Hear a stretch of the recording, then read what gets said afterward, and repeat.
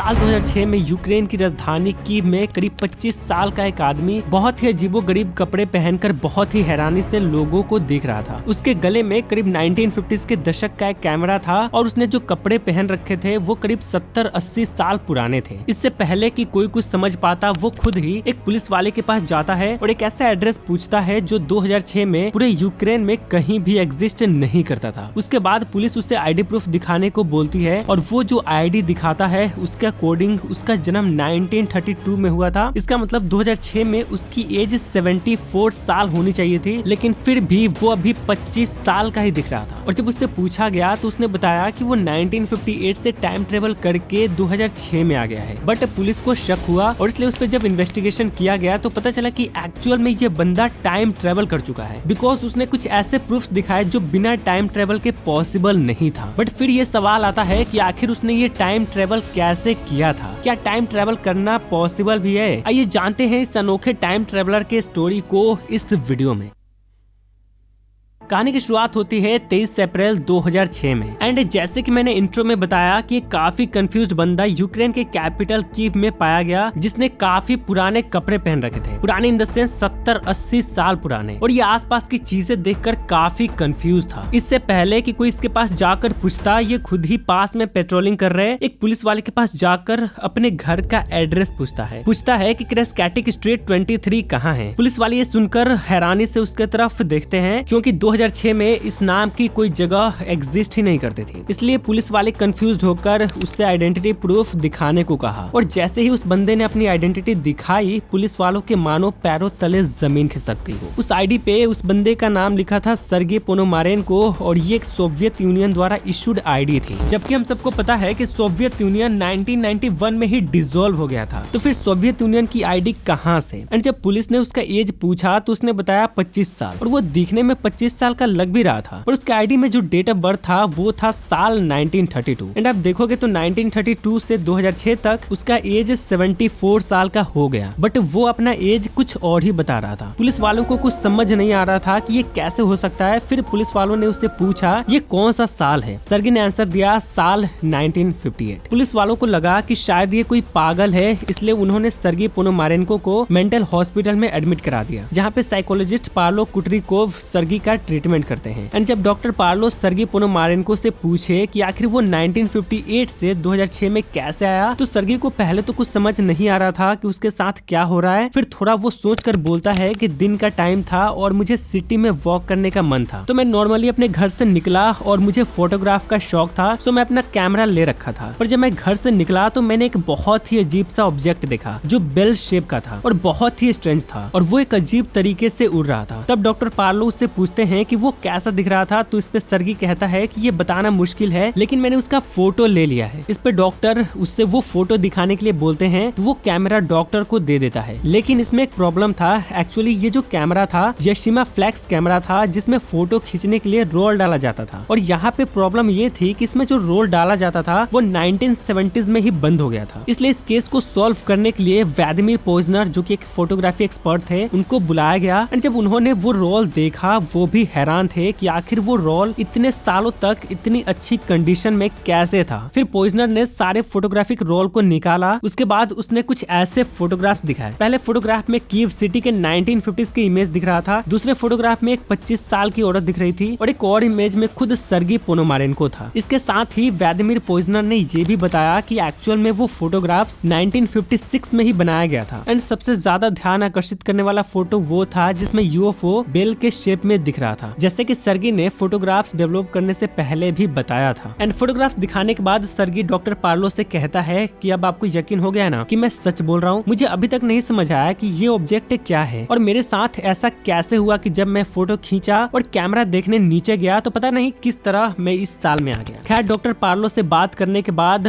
वो अपने कमरे में गया और उसी साइकाइट्रिक हॉस्पिटल में 2 दिन रहा, जहाँ पे स्टाफ ने उसकी अजीब हरकतें नोट की। जैसे एक नर्स ने बताया कि पोनोमारेंको बार बार उसके सेल सेल फोन को घूरता था, जैसे वो समझने की कोशिश कर रहा था कि ये क्या है, कहीं वो भाग ना जाए। इसको रोकने के लिए अथॉरिटीज ने पोनोमारेंको के कमरे के बाहर और हॉलवे में कैमरास लगा दिए थे और पुलिस और हॉस्पिटल स्टाफ उसके कमरे की तरफ लगातार नजरें बनाए रखे थे। एज यूजुअल तीसरे दिन भी सर्गी अपने कमरे में गया। ये चीज क्लिनिक के सिक्योरिटी कैमरा में भी रिकॉर्ड हुआ, लेकिन उसके बाद उसको कभी रूम से बाहर आते हुए नहीं देखा गया और इस तरह सर्गी पोनोमारेंको हमेशा के लिए गायब हो गया। अगर आप ये सोच रहे हो कि क्या पता कि रूम के विंडो से वो भाग गया हो, तो बता दूं कि उसके कमरे के विंडो में भी लोहे की मोटी मोटी बार्स लगी हुई थी, तो वहाँ से भागने का कोई चांस नहीं था। बाहर जाने का सिर्फ एक ही रास्ता था जहाँ पे कैमरा भी लगा हुआ था, लेकिन उस कैमरा में उसके बाहर आने का कोई फुटेज रिकॉर्ड नहीं हुआ था, बिकॉज वो अपने रूम से ही गायब हो गया था। सर्गी गायब तो हो गया था, बट उसने अपने पीछे अगर कुछ छोड़ा था तो वो ये कैमरा, कुछ फोटोग्राफ्स और उसकी अजीब कहानी। वो कहानी भी ऐसी जिसे जितना समझने की कोशिश करे उतना ही कंफ्यूजिंग लगता था। सर्गी पोनोमारेंको के हॉस्पिटल से गायब होने के बाद पुलिस ने उसका असली पहचान पता करने के लिए इन्वेस्टिगेशन शुरू की। उन्हें पता था कि उसकी एक फियोंसे भी थी जिसका नाम वैलेंटिना क्यूरिस था, जो पोनोमारेंको के कैमरा से मिले फोटोज में भी दिख रही थी। एंड इसलिए जब वैलेंटिना से पूछताछ किया गया तो वैलेंटिना क्यूरिस ने अथॉरिटीज को बताया कि पोनोमारेंको 1950s के टाइम में भी 3 दिन के लिए गायब हुआ था एंड फिर वापस आ गया था। एंड क्यूरिस के हिसाब से वो 1970s के दशक में फिर से गायब हो गया था, पर कभी वापस नहीं आया। और उसने फ्यूचर से एक फोटो सेंड की, ये वाली, जिसमें आप देख सकते हो पोनोमारेंको कीव के स्काईस्क्रैपर्स के सामने खड़ा था और जहां 1950s के दशक के फोटोज में वो 25 से 30 साल का लग रहा था, वहीं वैलेंटिना क्यूरिस ने जो फोटो दिखाई थी, इस फोटो में सर्गी ओल्ड एज में दिखता है, बिकॉज असल में इस फोटो का डेट 2050 था और उसके पीछे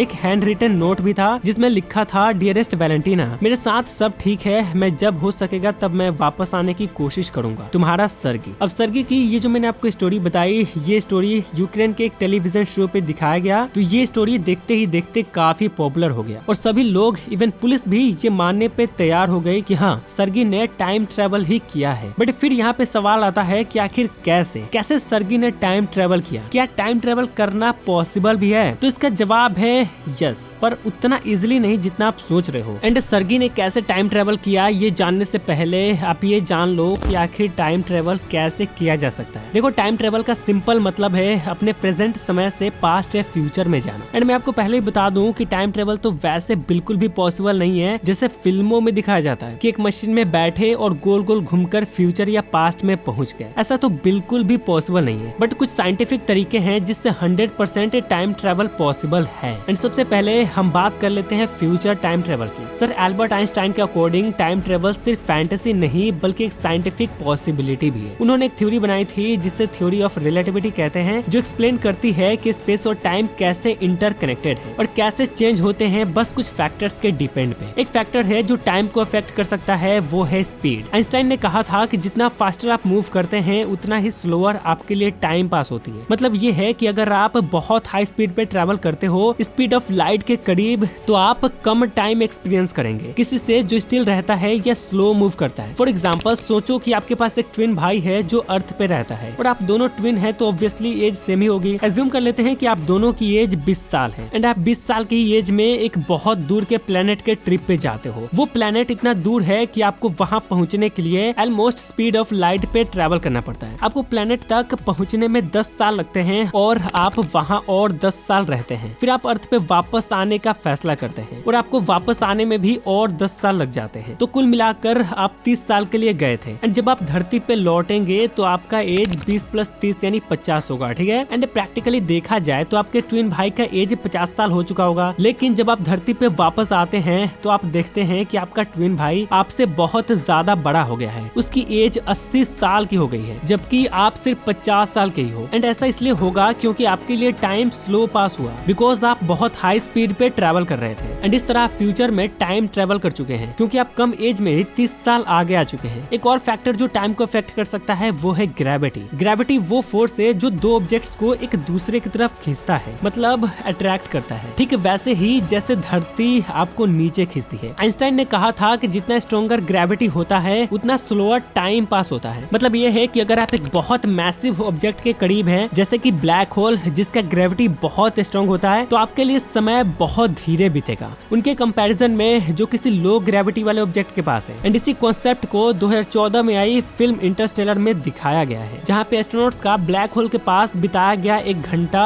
धरती के 7 साल के बराबर थे। मतलब अगर आप किसी वैसे ही ब्लैक होल के पास 2 घंटे बिताते हैं और धरती पे वापस आकर देखते हैं तो 14 साल बीत चुके होंगे। मींस आप फ्यूचर में टाइम ट्रेवल कर लिए। तो ये हो गया फ्यूचर में टाइम ट्रेवल करने के तरीके, बट पास्ट का क्या? तो इसका एक वर्ड में आंसर है, पास्ट में टाइम ट्रेवल करना पॉसिबल नहीं है, क्योंकि वो पैराडॉक्सिस और कॉन्ट्राडिक्शंस क्रिएट करेगा। फॉर एग्जांपल, अगर आप पास्ट में जाकर अपने ग्रैंडफादर को मार दोगे उनकी शादी से पहले ही, तो आप कभी पैदा ही नहीं होते, और जब आप पैदा नहीं हुए तो आप अपने ग्रैंडफादर को कैसे मार सकते हो? तो इसलिए पास्ट में टाइम ट्रेवल करना पॉसिबल नहीं है। ये यूनिवर्स की लॉजिक और कंसिस्टेंसी को वायलेट करेगा, और स्टीफन हॉकिंग ने इसे प्रूफ भी कर दिया था। एक्चुअली 2009 में स्टीफन हॉकिंग ने एक पार्टी ऑर्गेनाइज की जिसमें वो अकेले ही शामिल थे। अजीब बात ये थी कि उन्होंने पब्लिक को 1 साल बाद इन्विटेशंस दी, जिससे वो ये समझना चाहते थे कि अगर पास्ट में टाइम ट्रेवल पॉसिबल होता तो कोई भी उस पार्टी में पास्ट में जाकर अटेंड कर सकता था, बट कोई नहीं आया, इसका मतलब पास्ट में टाइम ट्रेवल पॉसिबल नहीं है। एंड सच कहूँ तो हम अभी के टेक्नोलॉजी के हिसाब से फ्यूचर में भी टाइम ट्रेवल नहीं कर सकते, क्योंकि हमारे पास कोई भी ऐसा ऑब्जेक्ट नहीं है जो लाइट की स्पीड को मैच कर पाए। और दूसरी पॉसिबिलिटी जो मैंने बताई थी स्ट्रॉन्ग ग्रेविटी के आसपास रहकर टाइम ट्रेवल करने की, लाइक अगर हम ब्लैक होल के पास टाइम बिताए तो हम फ्यूचर में टाइम ट्रेवल कर सकते हैं। बट बात यह है कि धरती से जो नियरेस्ट ब्लैक होल है वो 1560 लाइट ईयर दूर है, तो इतना दूर पहुंचना इम्पॉसिबल है। तो इसलिए अभी फ्यूचर में भी टाइम ट्रेवल करना प्रैक्टिकली पॉसिबल नहीं है। तो अब हम अपने कहानी पे